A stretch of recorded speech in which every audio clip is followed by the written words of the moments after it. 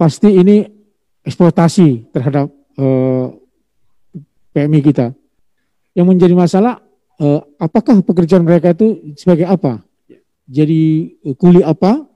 Tentu paling tidak nyaman. Ini apakah mereka sudah bercerita atau mengetahui minimal omongan-omongan sebelum atau janji-janji bakal dikerjakan apa? Terima kasih, Pak. Oke. Untuk lebih jelasnya atas pertanyaan ini nanti Saudari Regita kita akan berikan kesempatan untuk mengomentari dan memberikan jawaban pertanyaan tersebut. Bisa ya, Regita? Baik, selamat sore. Jadi di sini saya akan menjawab pertanyaan dari Bapak. Bapak bertanya, apa pekerjaan yang akan diberikan kepada kami? Nah, menurut yang saya baca, menurut yang saya terima surat invitation-nya, di situ dikatakan bahwa kami akan dipekerjakan sebagai marketing staff. Sekian, terima kasih. Marketing staff. Marketing staff. Iya, staff marketing, Pak.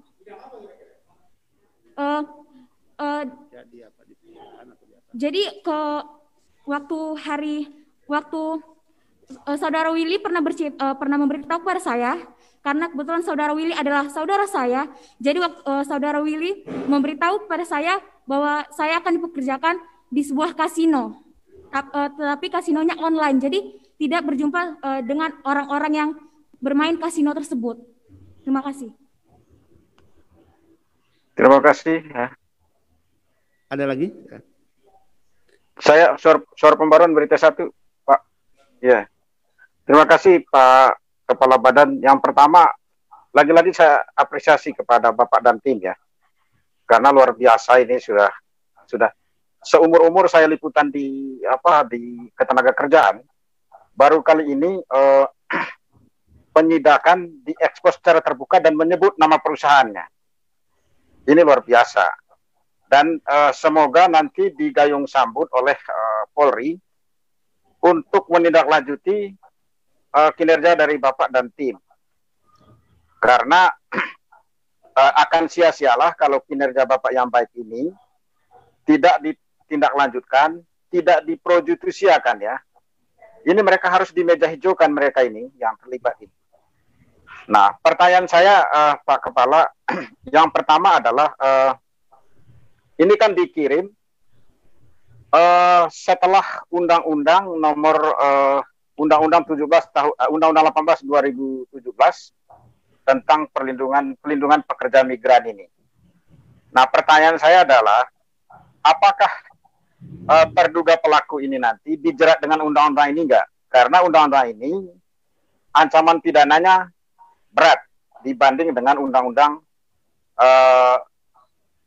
39 tahun 2004 itu, tentang penempatan dan perlindungan TKI. Nah, itu yang pertama. Yang kedua, apakah mereka ini diperiksa di Barreskrim Polri atau di Polda Sumatera Utara? Nah, terus bagaimana nanti koordinasinya, Pak? Karena biasanya hanya awal-awal begini saja semangat, tapi kemudian nanti tidak tidak diekspos, luput dari perhatian masyarakat, akhirnya karena banyak kendala, kasus ini menguat begitu saja.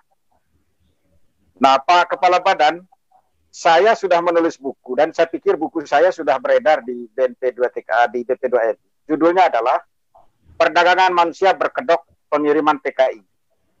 Nah, buku ini saya tulis ketika masih undang-undang lama. Dan saya pun mau menulis revisinya, edisi lanjutannya, bahwa undang-undang baru ini tidak akan berarti apa-apa kalau tidak seperti Bapak Kepala ini kerja. Nah, percuma kalau Bapak Kepala Badan kerja seperti ini kalau yang lain tidak mengikuti. Nah, pertanyaan yang ketiga, Pak Kepala Badan, saya agak ini tadi, kok satunya berani ngomong, yang lain dilindungi. Itu kira-kira kenapa itu? Apakah ada ancaman atas mereka atau gimana? Dan apakah ada jaminan soal keamanan mereka yang lain itu di kampung mereka, dan mereka nanti bolak-balik diperiksa sama polisi. Dan salah satu kendala untuk menindaklanjuti tindak pidana perdagangan orang berkedok pengiriman TKI selama ini adalah sulitnya mendatangkan saksi dan para pelapor sendiri dengan kekurangan biaya, tempat tinggal jauh, segala macam, saksi. Apakah ini nanti dari BP2MI berkomit agar kasus ini benar-benar tuntas, Pak Kepala Badan? Terima kasih, Pak. Saya pikir Bapak selalu dilindungi oleh Tuhan karena Bapak sudah bekerja dengan bagus ini. Terima kasih, Pak. Selamat sore.